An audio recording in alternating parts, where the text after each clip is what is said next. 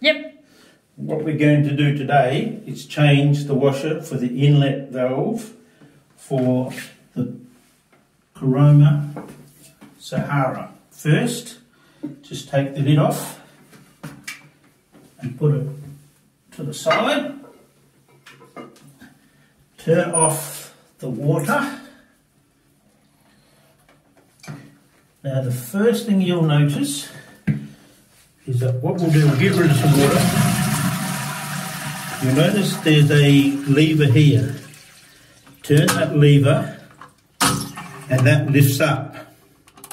So you can work on it and then turn it back. Now if you come around this side, you'll see there's a little lever here. That just pulls out.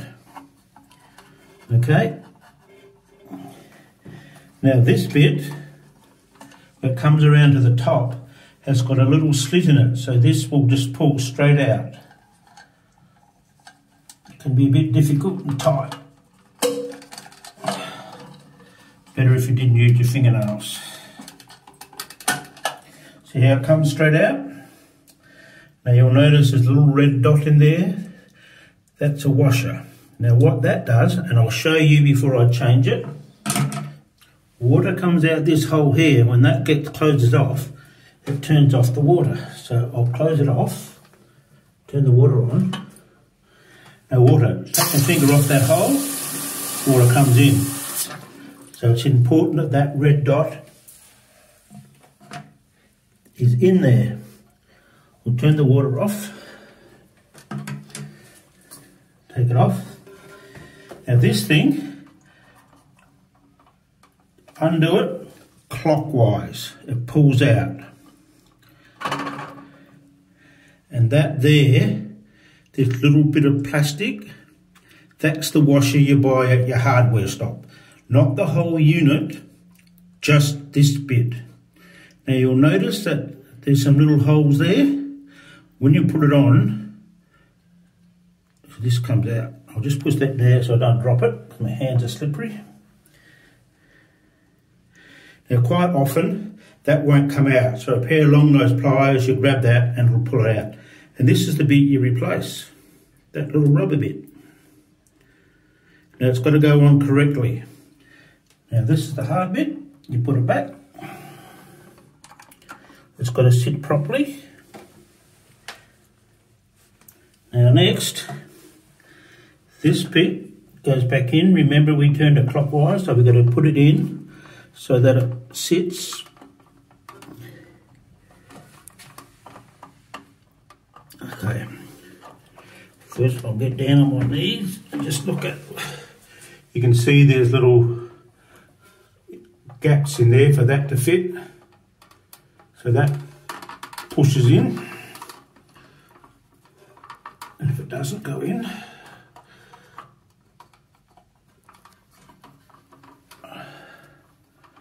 that means the washer's not in properly.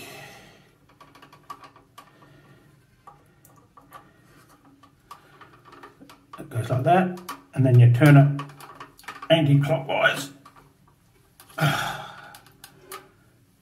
Can be a bit difficult, like that. Now to test the washer, once again, put your finger over the hole and it won't leak. See how it doesn't leak? Take my finger off and it leaks. If you have your finger over the hole and it leaks, it means that washer, the rubber bit is not sitting on that little white holder correctly. That's your test before you put it back together. So then, turn off the tap again, let the water out. Now this thing, remember it slid out. You can see the two little grooves in there. Now if you have a look in here, it just slips in that little groove there. Do you see that little inlet there? That knob goes on there. Of course, this piece has to go down there. So this will be the hard bit because you've got to push it. And then it just gets pushed back in, clicks in place. re-put that bit there.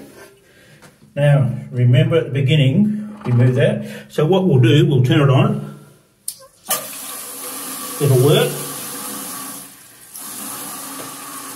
Now, if you were now to move that and adjust it, it'll push up with the water pressure. So quite often, it is better to turn off that tap, turn that, and put it down to what you think the level is,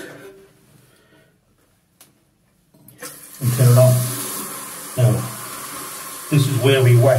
That's why I didn't empty it at the beginning, because if the water level goes above this here, which is where the water flows in to flush the toilet, if it goes above that, it will leak.